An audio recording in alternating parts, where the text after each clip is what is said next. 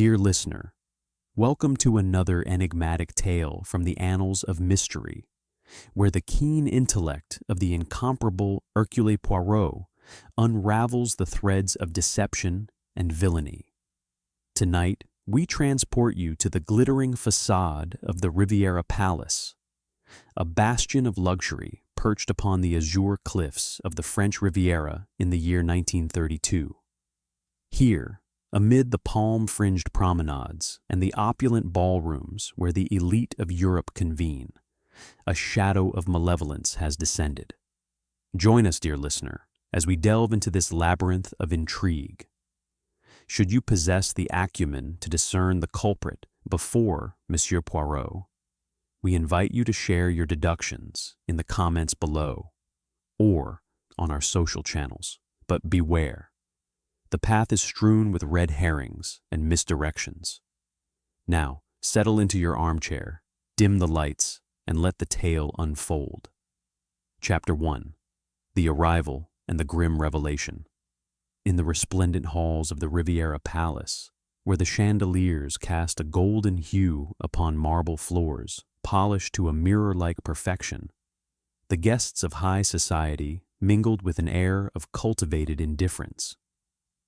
It was the height of the season in the year 1932, and the hotel, nestled along the sun-kissed shores of the French Riviera in Nice, buzzed with the murmur of conversations in French, English, and German. Discussions of fortunes won and lost, of amours kindled and extinguished amidst the opulent backdrop of azure seas and verdant palms. The air was perfumed with the subtle fragrance of jasmine blossoms wafting from the terraced gardens, mingling with the salty tang of the Mediterranean breeze that whispered through the open verandas. Yet, beneath this veneer of serenity and sophistication, an undercurrent of intrigue simmered, as if the very walls of the palace harbored secrets from epochs past. Hercule Poirot, the diminutive Belgian detective renowned throughout Europe for his unparalleled acumen, had arrived not in pursuit of leisurely repose, but at the behest of an old acquaintance whose missive had hinted at matters of delicate import. Poirot, with his impeccably waxed mustaches curling upwards like the wings of a vigilant bird of prey, and his egg-shaped head inclined ever so slightly in contemplation, strolled along the promenade with his characteristic mincing gait. His attire was immaculate, a tailored suit of fine wool, a silk tie pinned with a pearl of exquisite luster, and shoes polished to a gleam that reflected the golden sunlight. His green eyes, sharp as a falcon's and missing naught, swept over the panorama before him. Ah, the Riviera, he mused aloud to himself in his precise, accented English, where the sun illuminates the corporeal form, yet the shadows of the human soul remain enshrouded in obscurity. It is here that the little gray cells must remain ever vigilant, for villainy dons the mask of elegance.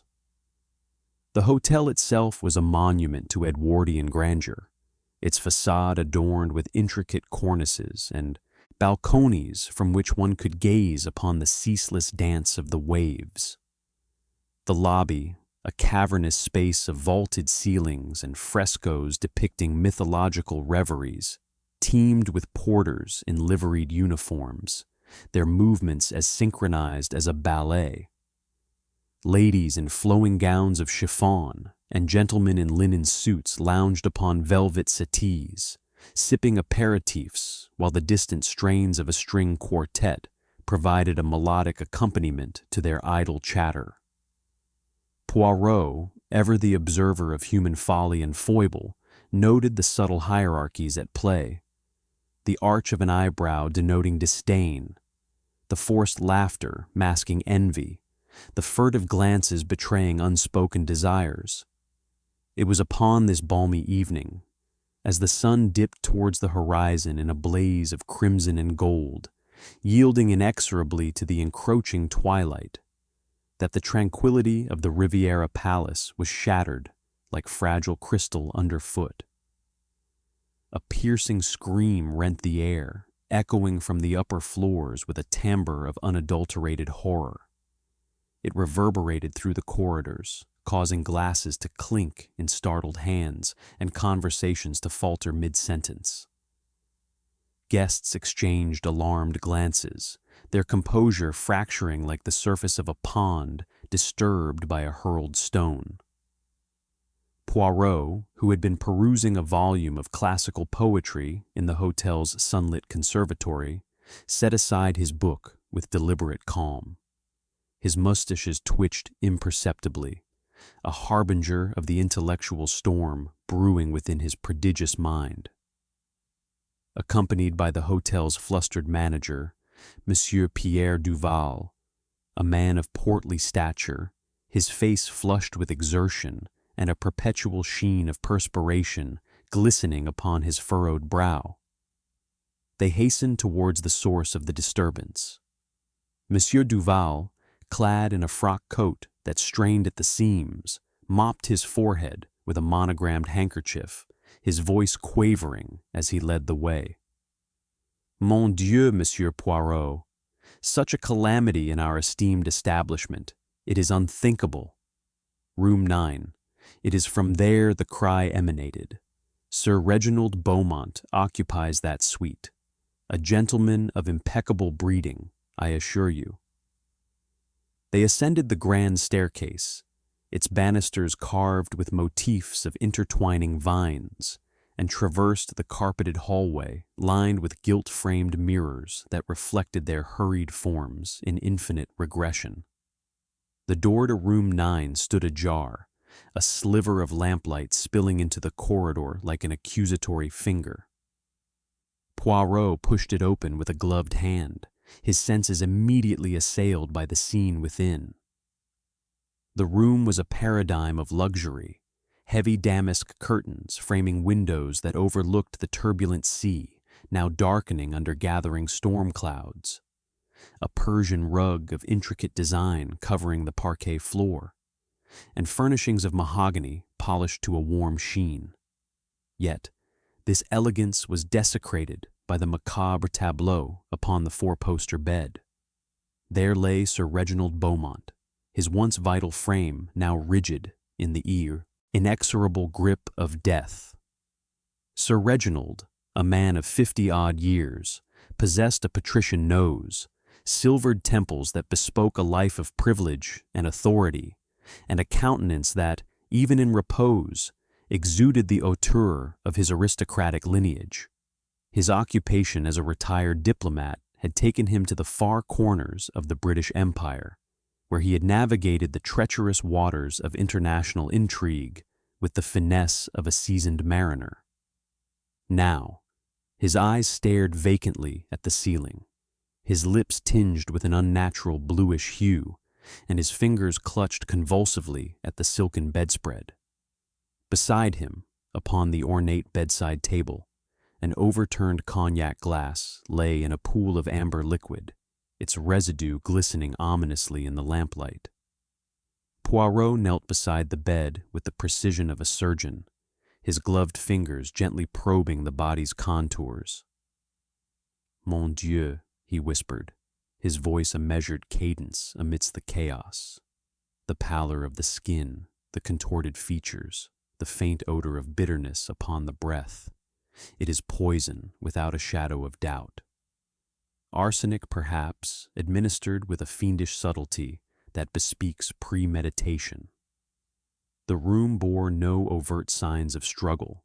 The windows were latched securely against the brewing gale outside, where thunder rumbled like the growl of an awakening beast, and the door had ostensibly been locked from within, suggesting an enigma of the locked room variety that so delighted Poirot's analytical faculties. As the gravity of the situation permeated the air, the suspects materialized one by one, drawn inexorably by the commotion, like moths to a flame. First to arrive was Lady Beatrice Beaumont, the victim's wife, a statuesque woman of ethereal beauty, her raven hair coiled in an elegant chignon that accentuated the graceful curve of her neck. Her gown of emerald silk whispered as she moved, and her eyes, dark pools of suppressed emotion, betrayed a depth of turmoil beneath her refined facade. Psychologically, she was a creature of exquisite restraint, schooled in the art of societal decorum, yet Poirot discerned the faint tremor in her hands, a harbinger of simmering resentment, perhaps forged in the crucible of matrimonial discord. Had Sir Reginald's wandering affections kindled a fire of jealousy within her breast? Following closely was Dr. Elias Thorne, the family physician, a gaunt figure with hollow cheeks and piercing blue eyes that seemed to dissect those upon whom they alighted.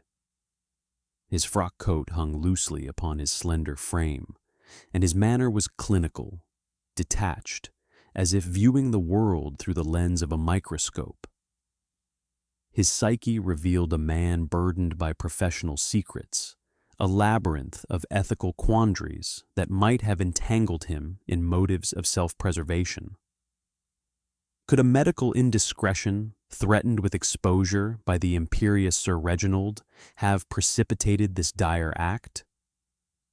Miss Clara Voss, Sir Reginald's devoted secretary, appeared next, a mousy young woman with spectacles perched precariously upon a pert nose, her attire modest and unassuming, yet betraying a hidden vivacity in the sparkle of her eyes.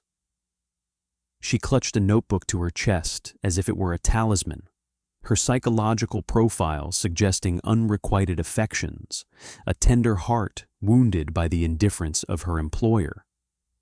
Rejection, Poirot knew, could transmute love into a venomous elixir. Colonel Harold Fitzroy, an old comrade from Sir Reginald's diplomatic sojourns, strode in with military precision, a robust man with a ruddy complexion, a booming voice that echoed off the walls, and a mustache that rivaled Poirot's in grandeur. His facade of joviality masked a gambler's desperation, the psychological scars of fortunes squandered at the gaming tables. Debts, unpaid and mounting, could drive even the stoutest soul to extremities. From the doorway observed Madame Sophie Leclerc, an enigmatic hotel guest of French extraction, her voluptuous form draped in a gown of crimson silk that accentuated her allure. Her dark eyes flashed with an intensity that spoke of passions unrestrained, her mind harboring vengeful impulses from bygone encounters. A past entanglement with Sir Reginald, perhaps soured by betrayal, lingered in the air like unspoken thunder. Finally, Jean Moreau, the hotel valet, a lithe youth with shifty eyes and a servile demeanor that bordered on obsequiousness, hovered nervously at the periphery. His psychology bespoke opportunism, the cunning of one accustomed to navigating the shadows of servitude, perhaps a petty thief ensnared in webs of greater criminality. Poirot surveyed the assemblage with his penetrating gaze.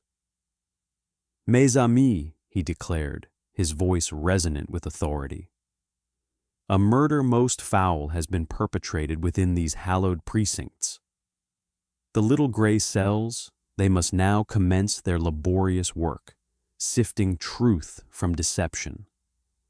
As the local constabulary arrived, led by the bumbling Inspector Moreau, no kin to the valet, though the coincidence amused Poirot, he began his preliminary inquiries. A scrap of fine fabric, caught inexplicably in the balcony railing, caught his eye.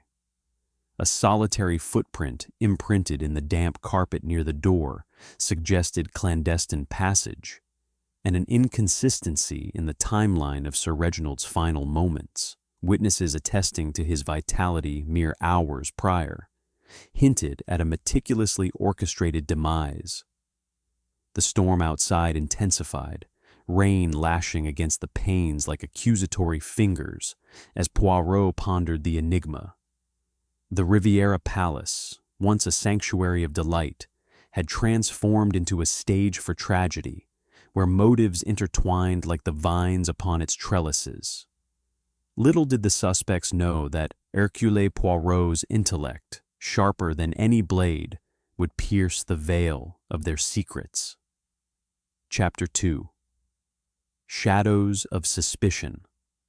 The tempest that had been brewing over the Mediterranean finally unleashed its fury upon the French Riviera, transforming the once serene environs of the Riviera Palace into a symphony of elemental chaos.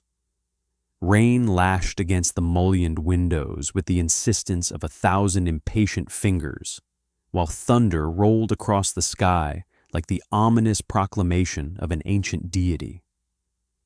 Within the hotel's confines, the atmosphere was no less charged.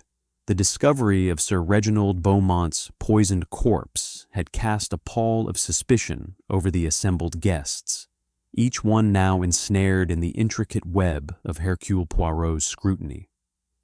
The air in the corridors grew thick with unspoken accusations, the elegant facade of high society cracking under the weight of potential villainy.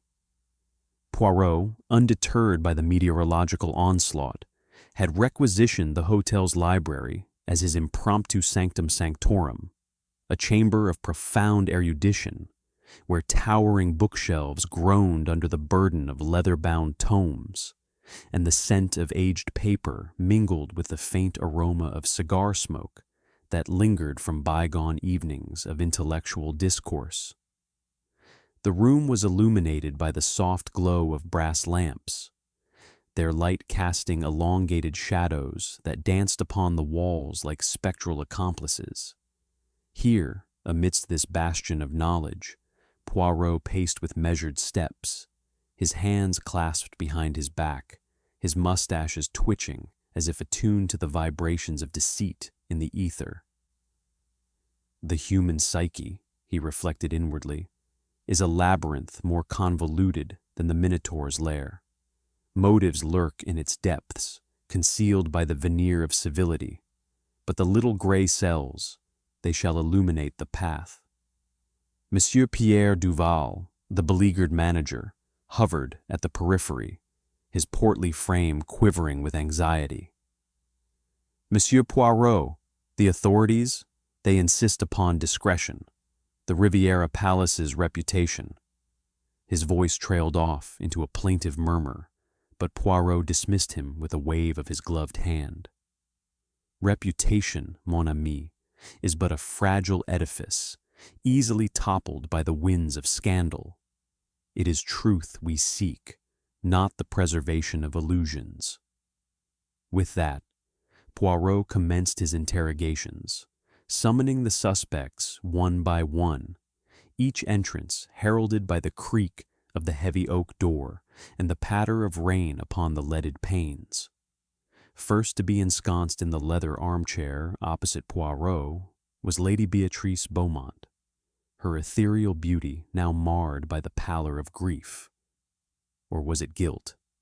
She entered with the grace of a swan gliding upon a tranquil lake, her emerald gown rustling softly, yet her eyes betrayed a storm within, dark and turbulent as the sea outside. Poirot, ever the paragon of courtesy, offered her a seat with a flourish. "Madame," he intoned, his voice a silken thread drawing forth confessions. "Your husband, the late Sir Reginald, he partook of his evening cognac in solitude this fateful night. Pray, recount the sequence of events with precision."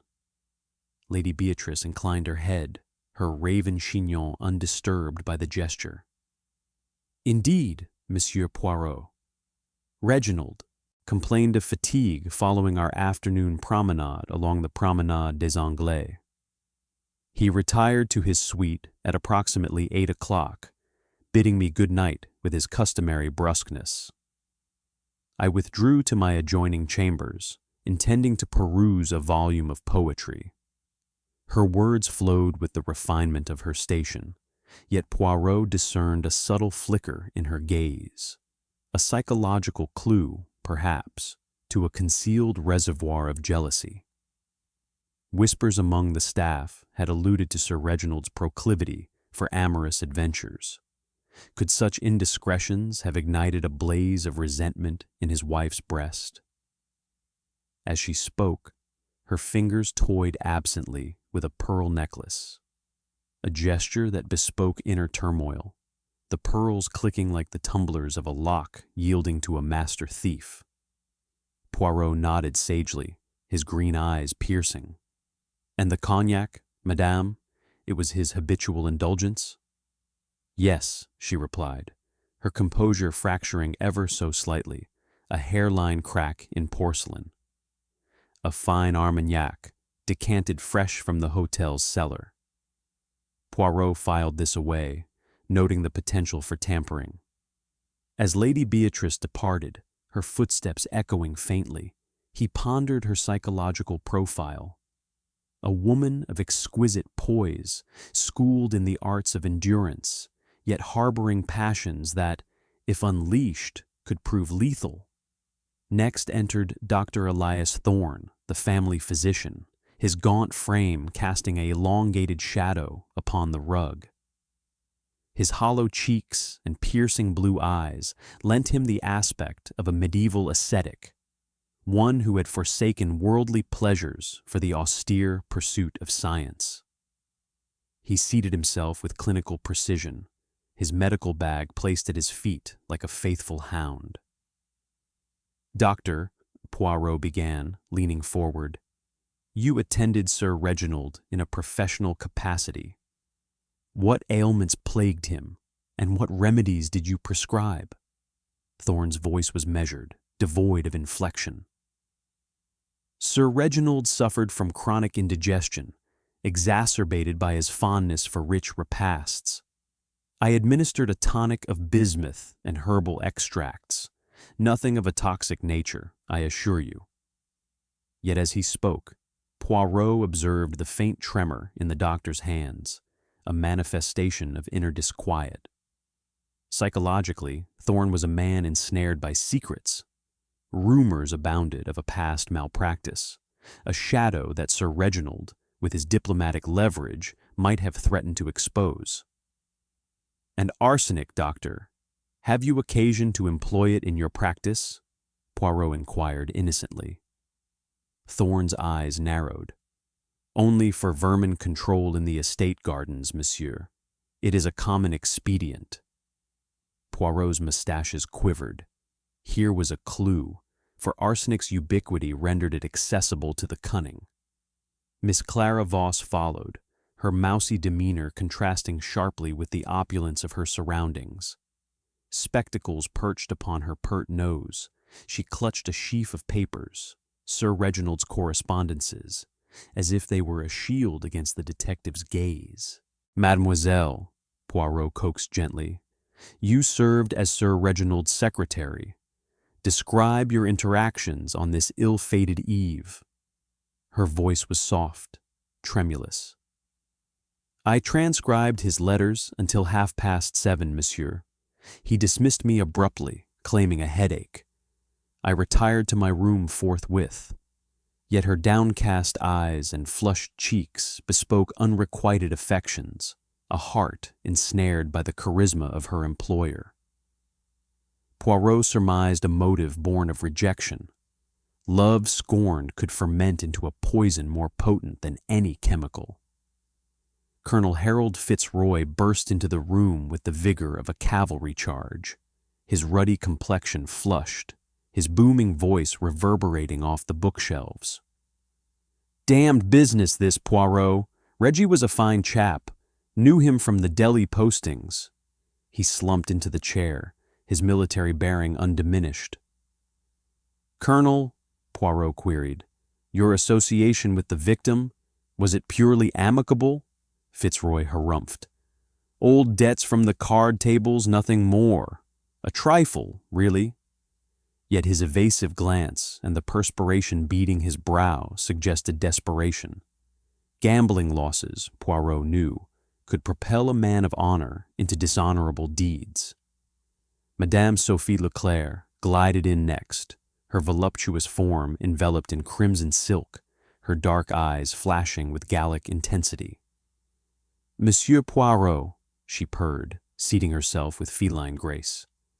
"I am but a transient guest, acquainted with Sir Reginald from Parisian soirees long past." Her manner was cool, yet her clenched fists hinted at a vendetta simmering beneath the surface. Revenge for a jilted liaison, perhaps, or a familial slight inflicted during his diplomatic tenure. Finally, Jean Moreau, the valet, slunk into the room, his lithe frame tense, his shifty eyes darting like a cornered animal. "Monsieur," he stammered, "I delivered the cognac at 9 o'clock, as instructed. Touched naught else." His servile demeanor masked opportunism.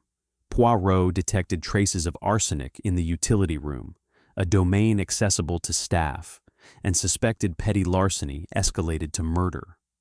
Amid these revelations, a red herring surfaced, a forged missive in Sir Reginald's script, implicating the colonel in blackmail. Yet the ink's freshness belied the timeline, a clumsy misdirection. Poirot also noted a footprint anomaly, delicate, feminine, imprinting the carpet, veering suspicion elsewhere. As the interrogations concluded, the storm raged unabated, mirroring the suspects' psyches. Poirot, alone once more, contemplated the mosaic of clues, physical remnants, behavioral quirks, temporal discrepancies. The shadows of suspicion deepened, but the truth, he vowed, would emerge unscathed. Chapter 3. The web of deceit unravels. Dawn crept over the French Riviera like a hesitant suitor, its pale light filtering through the dissipating storm clouds to paint the sky in hues of bruised lavender and muted gold. The tempest of the previous night had abated, leaving in its wake a world refreshed, yet fraught with the remnants of turmoil. Puddles mirroring the azure expanse above. Palm fronds strewn across the terraced gardens like discarded confidences, and the distant murmur of waves lapping against the cliffs with a rhythmic insistence. Within the Riviera Palace, the atmosphere remained heavy, impregnated with the scent of damp earth and the lingering ozone of lightning strikes. The guests, roused from fitful slumbers, moved through the corridors with the wariness of actors in a tragedy, their eyes shadowed by suspicion and sleepless vigil. Hercule Poirot, invigorated by the crisp morning air and a modest breakfast of flaky croissants accompanied by a steaming café au lait, embarked upon his investigations with renewed vigor. His diminutive form, clad in a pristine morning suit, traversed the hotel's labyrinthine passages with purposeful strides. The little gray cells, as he so fondly termed his prodigious intellect, hummed with activity, piecing together the mosaic of clues unearthed thus far. "The night conceals," he murmured to himself, "but the dawn reveals. It is in the light of day that the deceptions crumble." Accompanied by the ever-obliging, yet perpetually anxious, Monsieur Pierre Duval, Poirot returned to the scene of the crime, room 9, where the air still hung thick with the pall of death, though the body of Sir Reginald Beaumont had been discreetly removed by the authorities under the cover of darkness. The suite, bathed now in the soft glow of morning, presented a tableau of deceptive tranquility. The four-poster bed, its linens rumpled and forlorn, stood sentinel over the space. The overturned cognac glass had been preserved in situ, its crystalline form catching the light like a malevolent eye.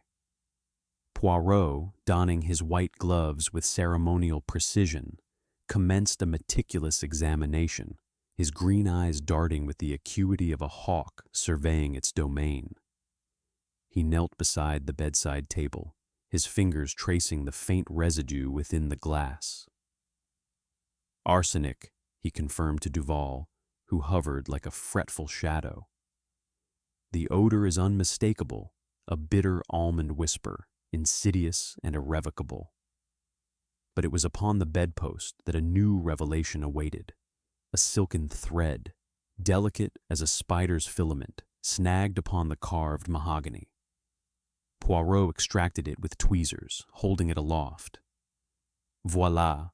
A strand from a lady's scarf, perhaps?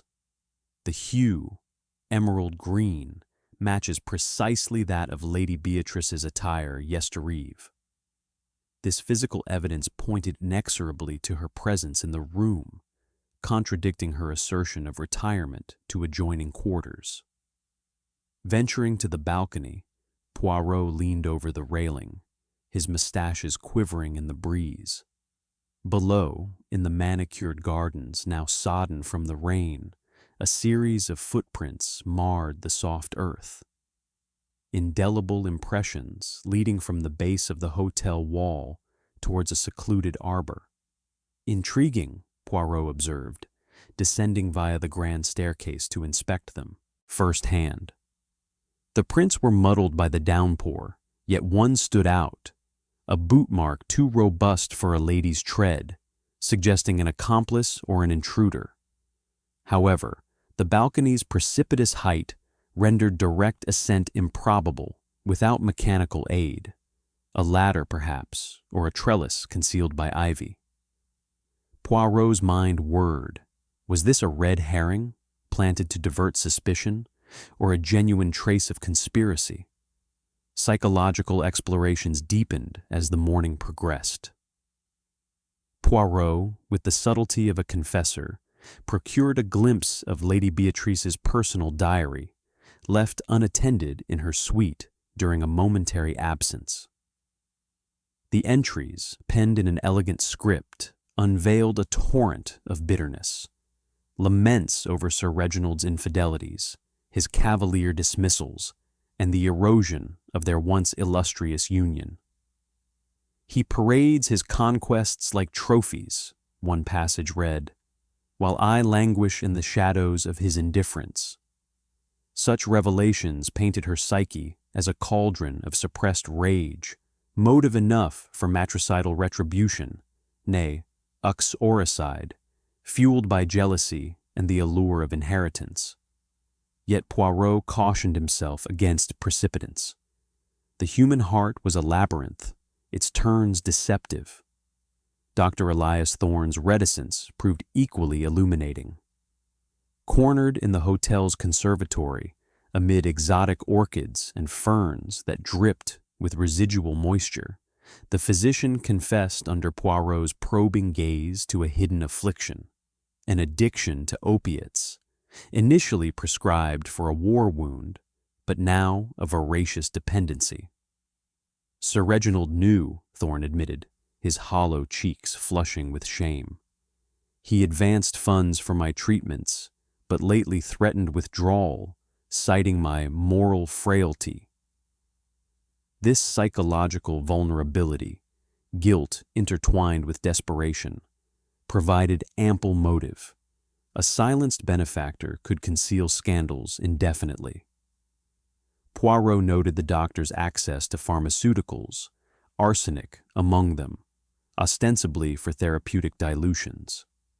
Miss Clara Voss, encountered in the library where she pored over Sir Reginald's unfinished manuscripts, revealed layers of emotional complexity.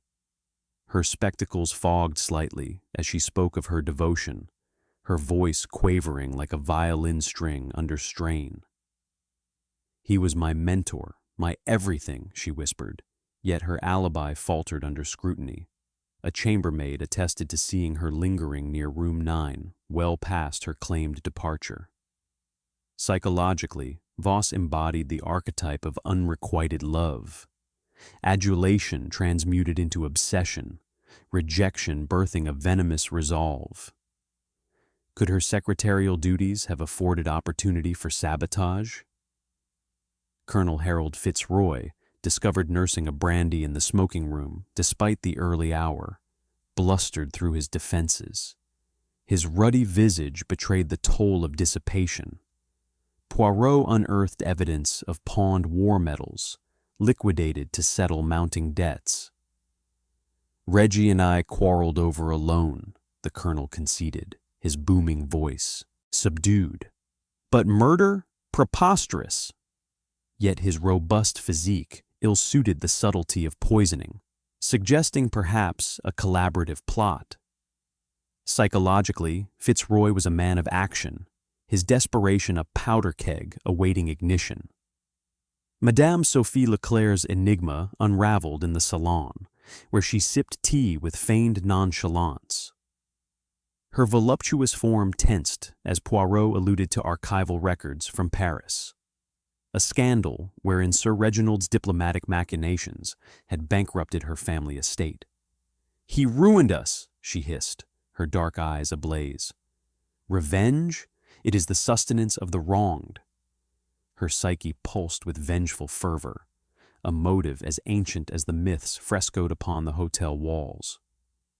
Jean Moreau, the valet, intercepted in the service corridors, protested his innocence with fervent denials. A search of his pockets yielded a remnant vial, its label scarred but indicative of arsenic residue. "Planted, monsieur, I swear it." His shifty demeanor bespoke opportunism, yet Poirot sensed a pawn in a grander game, his psychology that of the servile opportunist ensnared by circumstance. A pivotal timeline inconsistency emerged amid these confessions. Sir Reginald's pocket watch, halted at 8:47 precisely, contradicted the cognac delivery at 9 Fouads, as attested by Moreau. Poirot's gray cells ignited. The poison, it was not introduced via the initial pour, but surreptitiously thereafter. A delayed administration, perhaps through a tainted accessory. This revelation shattered alibis, implicating those with post-delivery access. Red herrings proliferated like weeds in the garden. A misplaced letter opener, its blade smeared with innocuous ink, mistaken for blood. Fabricated whispers among the staff of Sir Reginald's despondency, hinting at suicide. A notion Poirot dismissed, for the victim's vitality belied such despair. Yet through this fog of misdirection, the detective discerned glimmers of truth, the web of deceit beginning to fray under his unrelenting gaze. As midday approached, the sun piercing the clouds to cast elongated shadows across the terraces, Poirot retreated to contemplate. The Riviera Palace, with its gilded illusions, harbored darknesses profound. Motives of money, revenge, and concealed secrets intertwined like the roots of ancient olives.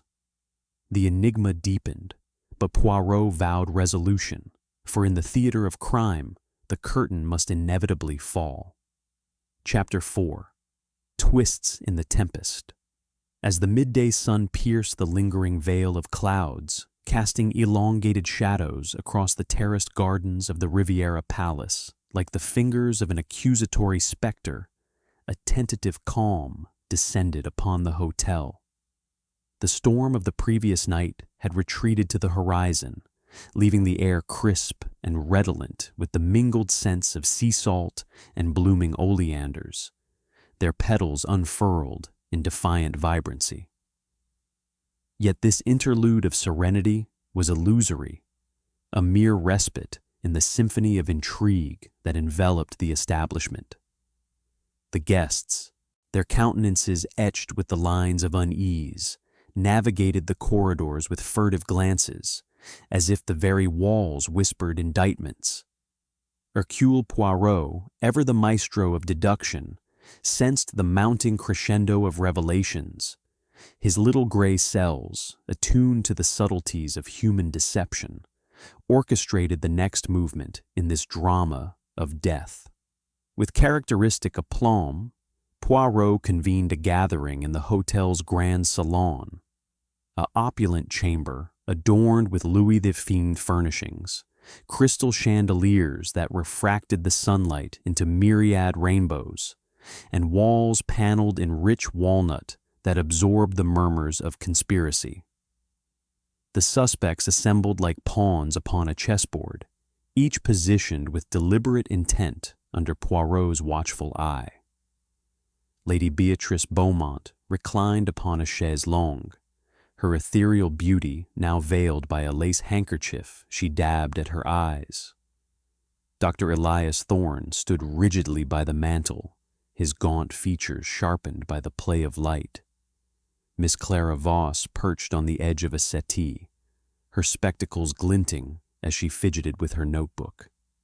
Colonel Harold Fitzroy paced before the French windows, his ruddy complexion flushed with barely contained ire. Madame Sophie Leclerc lounged in an armchair, her crimson gown a splash of defiance amid the muted tones, and Jean Moreau hovered at the periphery, his servile posture belying the tension in his lithe frame. Monsieur Pierre Duval, the manager, fluttered about like a distressed bird, ensuring decanters of sherry were at hand, though none partook.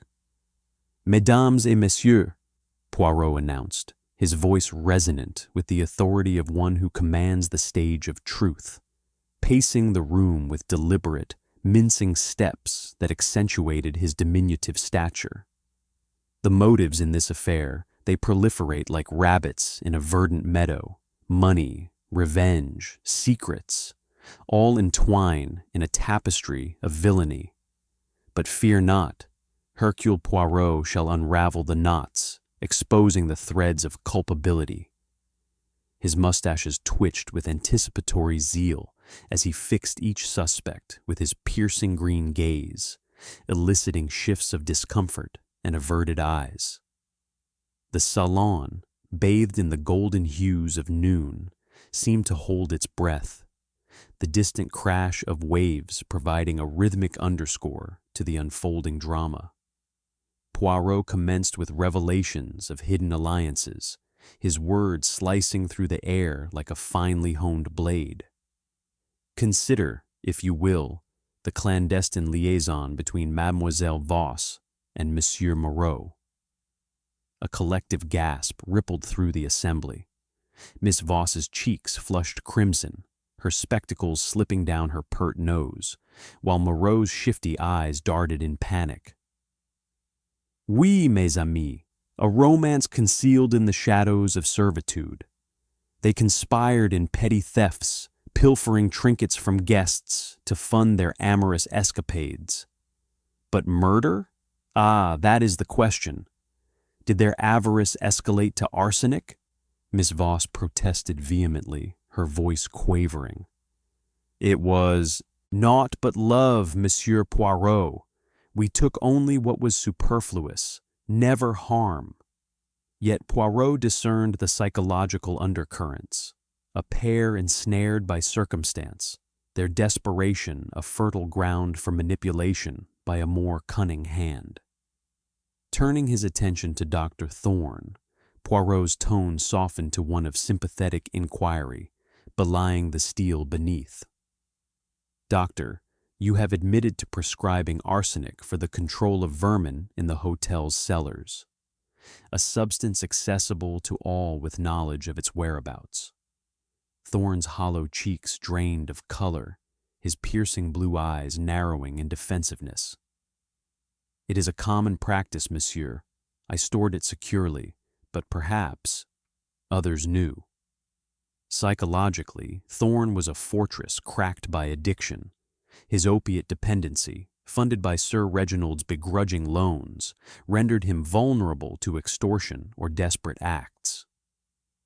Poirot revealed a ledger entry, surreptitiously obtained from the doctor's bag, showing discrepancies in his pharmaceutical inventory. A vial missing, doctor? Coincidence or calculation? Thorne stammered denials, but the seed of doubt took root among the suspects. The colonel's alibi crumbled next under Poirot's relentless scrutiny, like a sandcastle assailed by the tide. "Colonel Fitzroy," Poirot intoned, producing a witness statement from a chambermaid who had overheard a heated altercation in the gardens the afternoon prior. You argued with Sir Reginald over unpaid debts. Your gambling misfortunes, they weigh heavily upon you. Fitzroy's booming voice erupted in protest. A mere squabble among old comrades. Reggie promised to settle it. Why would I hasten his end? His ruddy visage betrayed desperation, the psychological scars of a life gambled away manifesting in clenched fists and evasive glances. Yet Poirot noted the colonel's robust frame and military precision. Poisoning required subtlety, not the blunt force of a soldier. Was this a red herring, diverting from a subtler perpetrator? Madame Leclerc's tale of vengeance proved a masterful misdirection, unraveled by Poirot's archival inquiries. Madame, he addressed her with a bow, your family's ruin at Sir Reginald's diplomatic hands. It is exaggerated, no?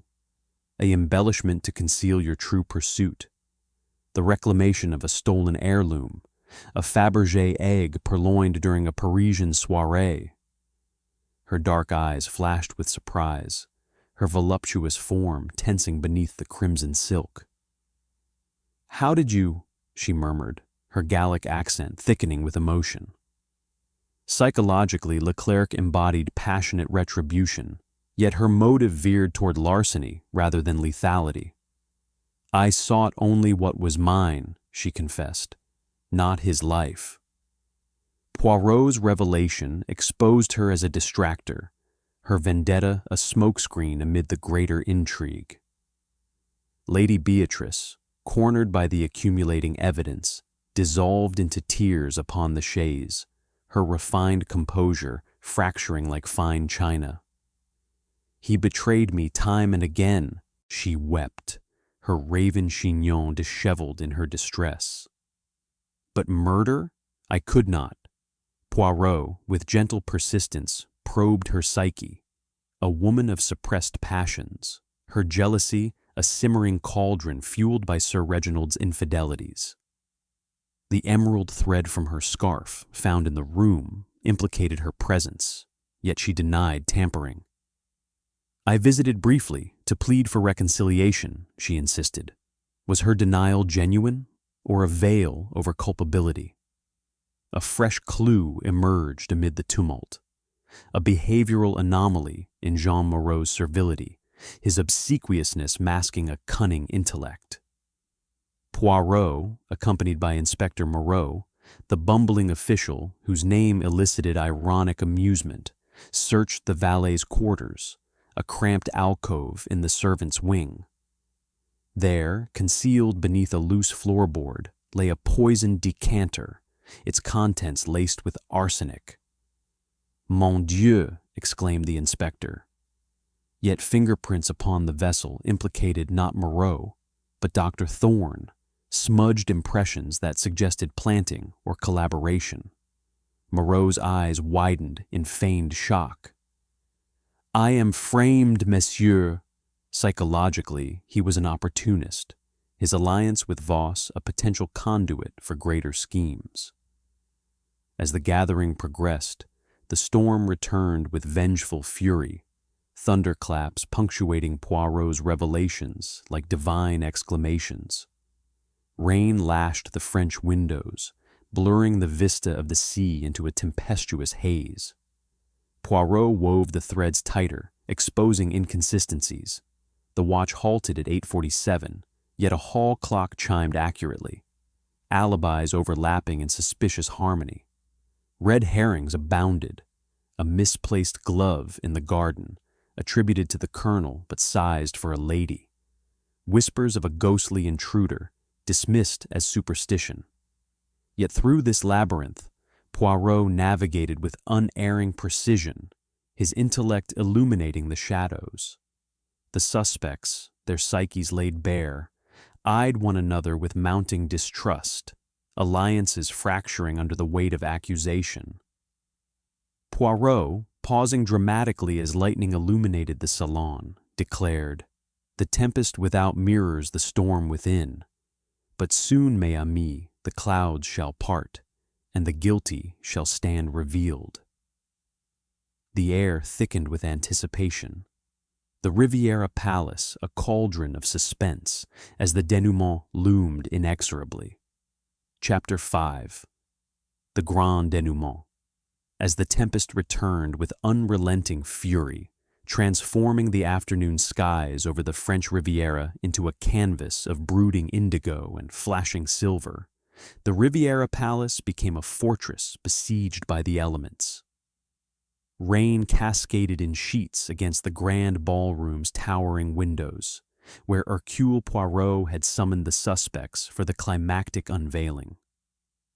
The room, a cavern of splendor with its vaulted ceilings frescoed in celestial motifs and chandeliers that swayed gently in the drafts like pendulums of fate, was illuminated by the flickering glow of candles set upon ornate candelabra, for the storm had disrupted the electrical supply, casting dramatic shadows that danced across the faces of the assembled. The air was thick with the mingled scents of beeswax, damp stone, and the faint, lingering perfume of the ladies' atars, underscoring the tension that hung palpably like a shroud. Poirot stood at the center of this tableau, his diminutive form commanding the space with an authority that belied his stature. His mustaches, waxed to perfection, quivered with the anticipation of revelation, and his green eyes gleamed with the triumph of intellect over iniquity. Around him, the suspects were arrayed in a semicircle of gilded chairs, their postures a study in psychological disarray. Lady Beatrice Beaumont, her ethereal beauty now etched with lines of apprehension, clutched a lace fan as if it were a talisman against doom. Dr. Elias Thorne, gaunt and spectral in the candlelight, gripped the arms of his seat with white-knuckled intensity. Miss Clara Voss, her spectacles reflecting the flames, hunched forward in mousy trepidation. Colonel Harold Fitzroy, his ruddy cheeks drained of color, sat rigidly as if on parade. Madame Sophie Leclerc, her voluptuous form draped in crimson, exuded a defiant poise that masked inner turmoil, and Jean Moreau, the valet, slouched at the edge, his shifty eyes darting like a trapped fox. Monsieur Pierre Duval, the portly manager, lingered by the doors, his perspiring brow a testament to the scandal's toll upon his establishment. Inspector Moreau, the bumbling official, stood sentinel nearby, his notebook at the ready, though Poirot required no such aide-memoire. "Mesdames et messieurs," Poirot proclaimed, his voice cutting through the rumble of thunder like a clarion call, pacing the polished parquet floor with deliberate, mincing steps that echoed in the vast chamber. The hour of truth has arrived. In this grand ballroom, where once the elite waltzed in oblivious gaiety, we shall now dance the measure of justice. Hercule Poirot has assembled you here not for recriminations, but for the exposition of facts. The little gray cells, they have labored tirelessly, sifting through the chaff of deception to harvest the kernels of verity. He paused dramatically, allowing the storm's fury to punctuate his words, a lightning flash illuminating the room in stark relief. The suspects exchanged uneasy glances, their psyches laid bare in that momentary glare. Fear, defiance, resignation, all intermingled in a symphony of human frailty. Poirot commenced his denouement with the meticulous reconstruction of the crime, his accented English flowing with the eloquence of a virtuoso. Let us revisit the scene. Sir Reginald Beaumont, a man of diplomatic renown, felled in room 9 by arsenic administered in his evening cognac. The door locked from within, the windows latched against the gale, no apparent ingress for an assassin. Yet murder it was, premeditated and insidious. He turned first to the physical evidence, producing from his pocket the silken thread with a flourish. This emerald filament, snagged upon the bedpost. Lady Beatrice, it matches your scarf, no? You claimed seclusion in your suite, yet this betrays your presence.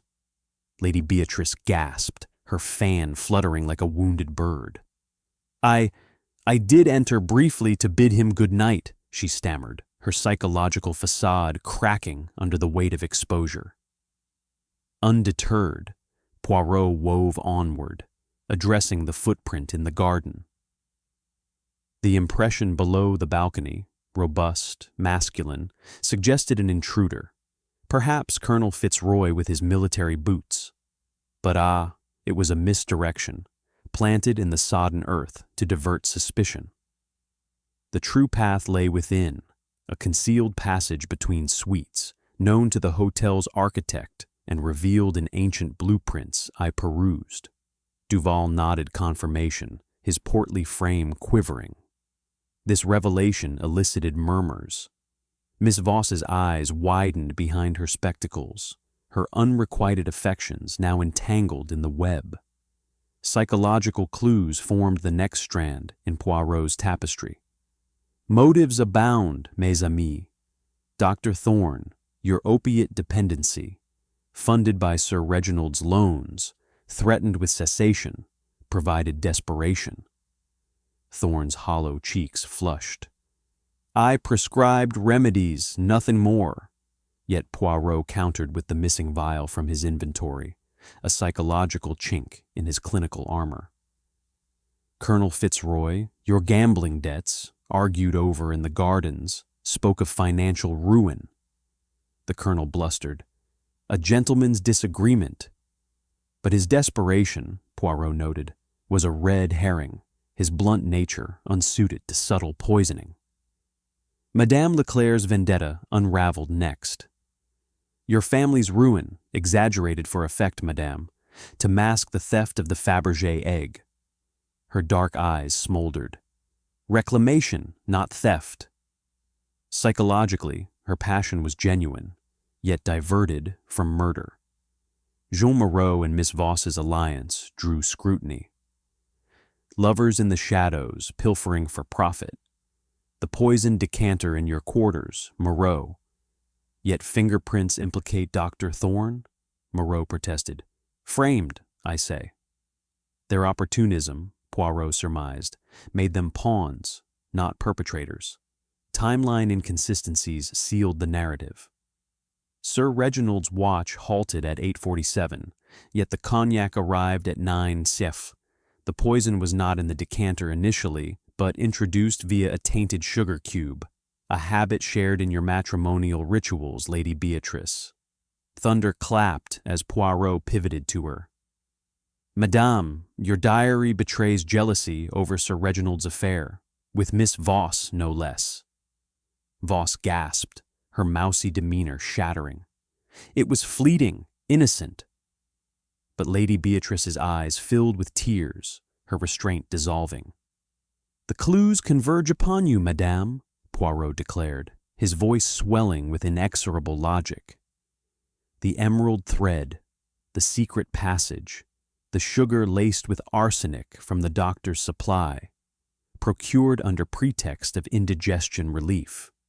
Your motive, inheritance to secure your future and revenge for betrayals that eroded your soul.